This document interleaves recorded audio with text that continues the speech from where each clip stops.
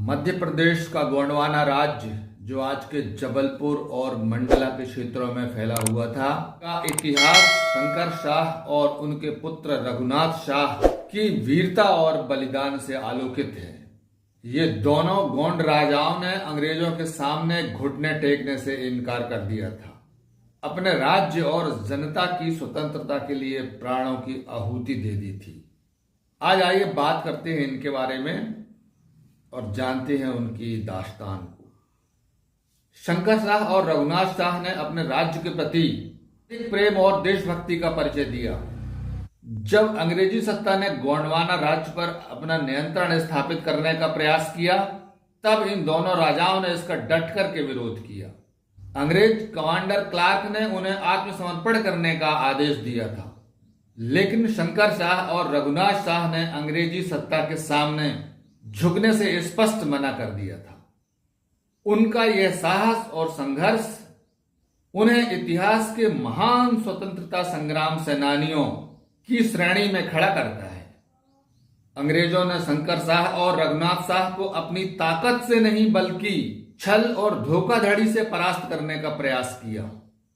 उन्होंने छल कपट से इन गोंड राजाओं को गिरफ्तार कर लिया और जनता के बीच अपनी शक्ति का प्रदर्शन करने के उद्देश्य से इन्हें भरे बाजार में जबलपुर कमिश्नरी के सामने तोप के आगे बांध दिया।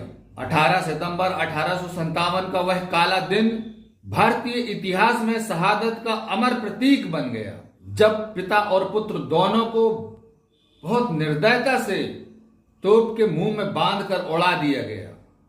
शंकर शाह रघुनाथ शाह का यह बलिदान केवल गोंडवाना राज्य के लिए नहीं, पूरे भारत के स्वतंत्रता संग्राम के लिए प्रेरणा का स्रोत है। उन्होंने अपनी शहादत के माध्यम से यह संदेश दिया कि स्वतंत्रता की कीमत पर कभी भी विदेशी सत्ता को स्वीकार नहीं किया जा सकता। उनकी वीरता और अदम्य साहस आज भी हमारे दिलों में जिंदा है और हमें देश की स्वतंत्रता और स्वाभिमान की रक्षा के लिए तत्पर रहने की प्रेरणा देते हैं। शंकर शाह और रघुनाथ शाह की शहादत भारतीय स्वतंत्रता संग्राम के इतिहास में एक सुनहरा अध्याय है। उन्होंने अंग्रेजों के सामने झुकने से इनकार किया और अपनी मातृभूमि के लिए अपने प्राणों की आहुति दी।